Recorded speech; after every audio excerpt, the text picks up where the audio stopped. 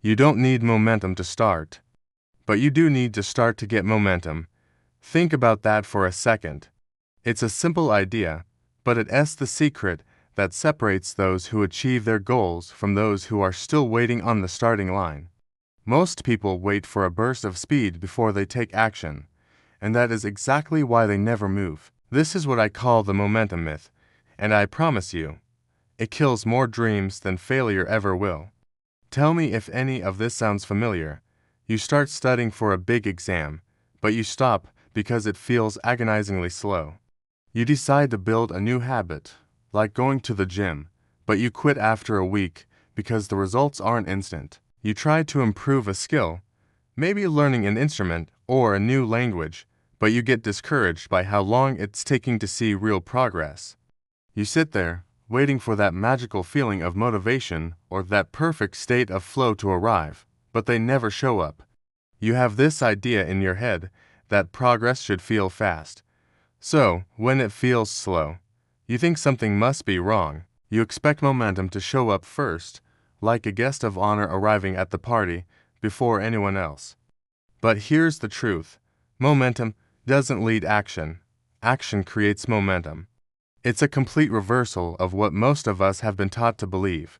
I remember a student once told me, "I always start strong, but the moment the pace slows down, I just stop." He would sit down to study, push through for about 20 minutes, and then that familiar feeling would creep in. He felt slow, unfocused, not sharp. His immediate thought was, "This isn't working," and so, he'd quit. He'd close the book, pack up his things, and tell himself he'd try again later when he was in the zone. But the truth is, what he was experiencing wasn't a sign of failure. It was the complete opposite. Slow starts are normal. Sloppy beginnings are normal. Those messy, awkward, clumsy first steps are absolutely 100% normal. Every expert you admire began with friction. Every champion you see started out clumsy. Every incredible success story you've ever heard started slow. That student didn't lack talent or intelligence. He lacked tolerance for the slow beginning. And that's where the tension lies for so many of us. The momentum myth makes you believe that slow equals failing and fast equals successful.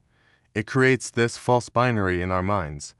But your brain doesn't build habits with speed. It builds habits with repetition. Think about it like carving a path in a forest. The first time you walk it, it's hard.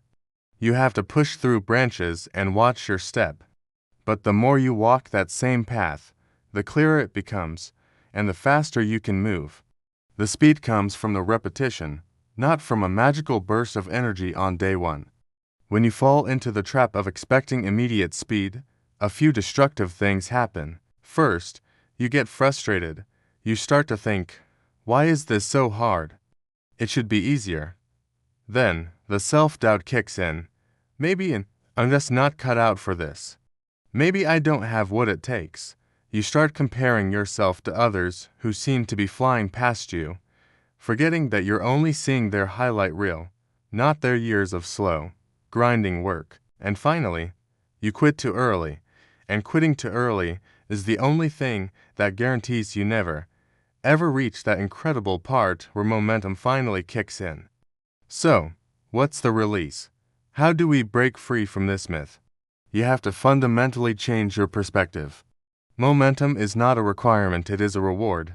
It's something you earn. You earn it by showing up, especially on the days when it feels slow, on the days you don't want to, on the days it feels like you're making zero progress.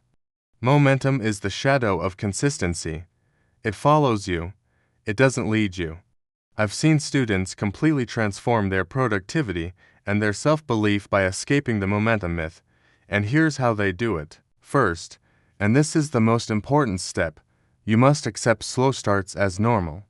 Your brain needs warm-up time, just like an athlete's body. Every new skill, every new project, has friction at the beginning. Remind yourself constantly, slow does not mean ineffective.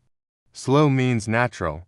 Second, focus on minutes, not magic. Forget about trying to have a perfect 2-hour deep work session. Just do 10 minutes, or 5, or even just 2 minutes.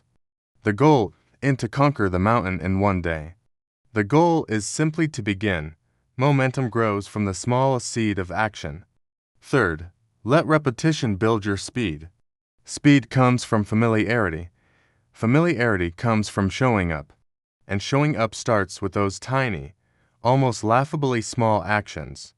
Don't worry about being fast, worrying about being consistent. Fourth, detach the results from your effort on day one.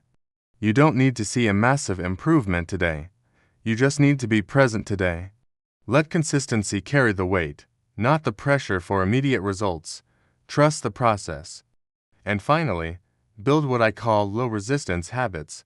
Make the act of starting so ridiculously easy that your brain can't even argue with it. Instead of "I'm going to write my essay," tell yourself, I'm just going to write one paragraph. Instead of "I need to solve all these practice problems," say, I'll just do one problem. Instead of "I have to clean the whole apartment," just organize one small corner for 1 minute. These easy starts lead to consistent wins, and consistent wins build reliable, unstoppable momentum. Listen, you are not slow. You are not failing. You are simply at the beginning, and beginnings are supposed to be slow. The momentum myth has tricked you into believing that speed is the starting point. But for real achievers, for the people who actually build lasting success, speed is the final stage. It's the reward they get for their discipline, their patience, and their commitment. Your future self doesn't need you to start fast. Your future self just needs you to start, anyway, even when it's slow, even when it's messy. Just start. So here's your mantra for today, for this week, for the rest of this year. Start small, stay steady.